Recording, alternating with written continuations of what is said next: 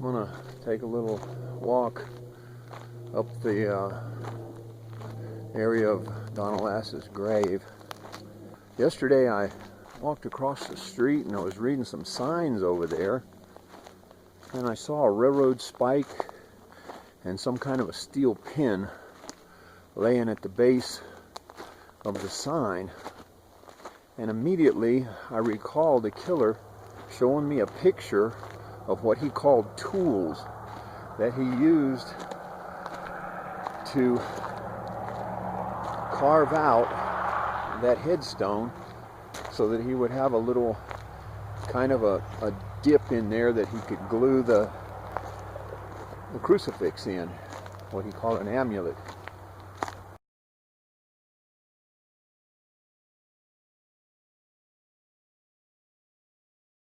I remember him saying that he had left some tools here at the site. I told him somebody's going to steal those tools, and he said, no, they're not. And I go, why? He goes, because they don't look like tools. And I go, what?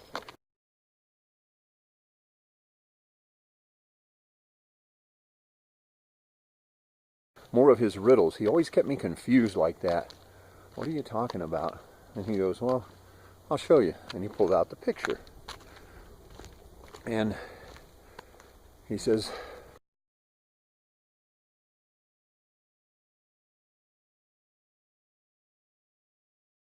there's a lot of this kind of thing laying around up there. Nobody pays any attention to it. They're not going to bother it.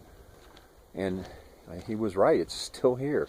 If you could only see how law enforcement's handling this. They act like they're scared to death of it. I think more than anything else, they're just tangled up in the bureaucracy of keeping their job and their position, and they don't want to look like the next idiot that convinced somebody to go digging up here because they've dug up here a couple of times, haven't found anything. Geez, if you could only see how far away they are from where the actual gravesite is.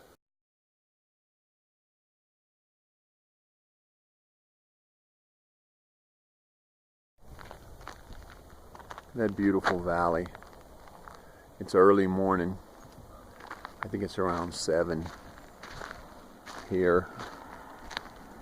And look at that bent pine tree. I bet the killer didn't see that one.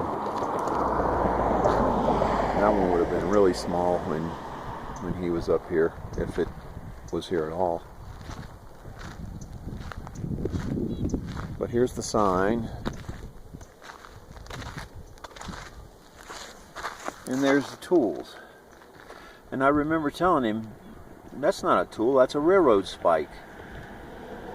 And he said that railroad spike could be used as a chisel, and the pin could be used as a hammer. So if you took this pin in your hand like this, you could use this end to hit this and hold this against the stone to chip it out. Now, he didn't tell me that part of it. He just told me that one could be used as a hammer and the other as a chisel. But now that I'm standing here looking at them, I can see how that could be done.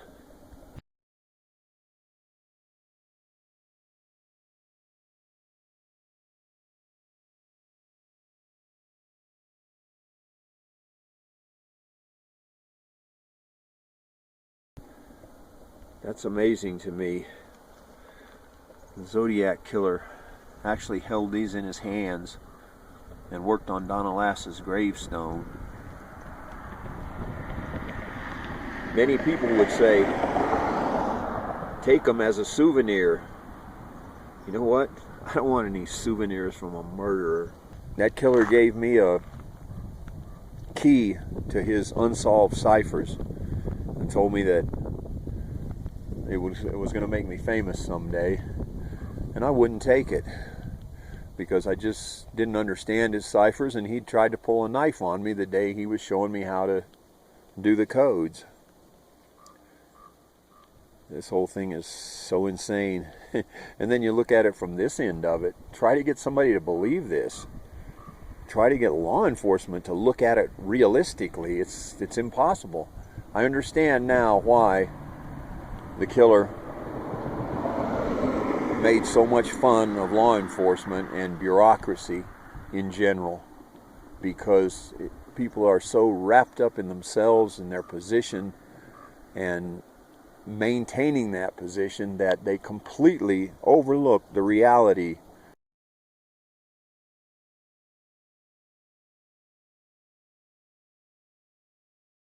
of any situation they're involved in.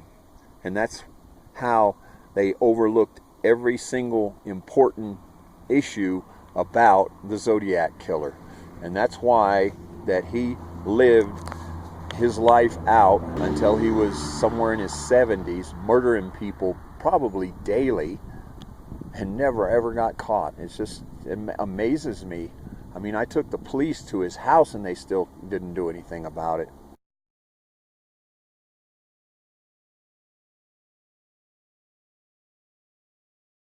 I wanted to make something else clear to you. I'm looking at these tools.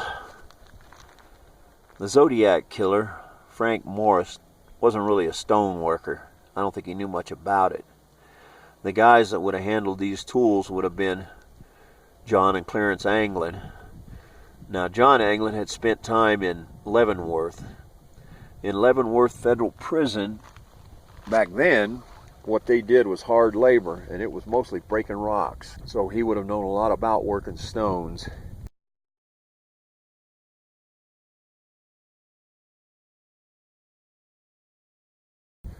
And he was the muscle to this group anyway.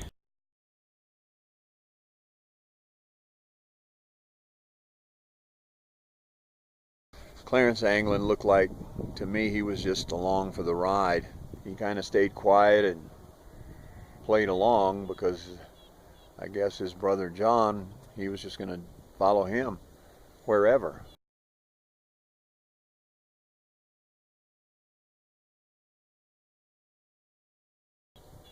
And John had it in his mind that Frank Morris was the smartest man in the world, and that he could keep them alive and keep them having the fun that they wanted to have. And I think he was right, because they went right up to their death murdering people. And John and Clarence, well, I don't know if John is still alive, but I'm pretty sure Clarence is. Somebody killed Earl Cassie in Seattle a couple of years ago, and Frank Morris told me that if he ever got back to America, that was the first thing he was going to do, was go over there and kill the guy that rigged that parachute for him for the Dan Cooper jump, because he couldn't get the ripcord to come out. He just kept pulling on it, he said, until it finally did come out. But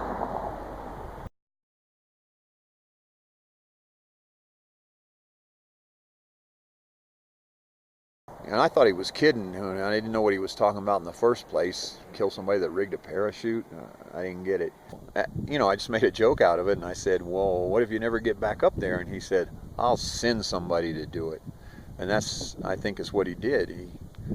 When he was dying, I'm imagining that those guys told him that they were going to go back to Florida.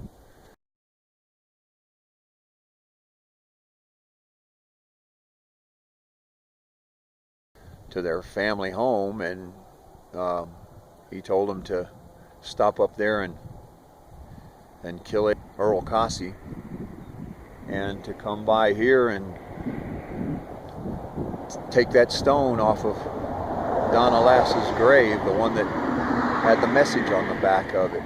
Because the killer told me 45 years ago that he was thinking about coming back up here and taking that part of the headstone off. He didn't say why, but I thought he was just trying to tempt me to hurry up and get up there and find that grave.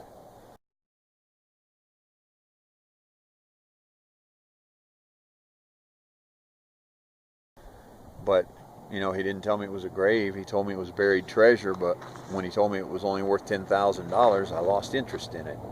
I thought it was gold and silver and jewels and everything else, and I couldn't imagine where he got it from.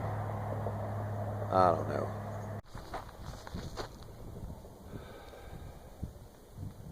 Sun's coming up, early morning. Beautiful.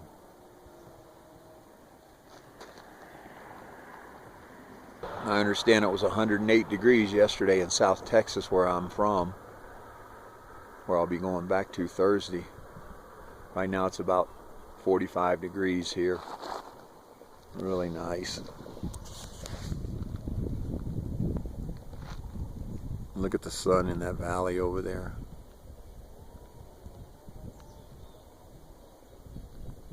After today, I got one more day of this and I gotta head out. I'm thinking seriously about driving down to San Francisco and see if I can talk to somebody from the Chronicle about this, but geez, I don't want to make that drive and find out that they're just as unreceptive as law enforcement is.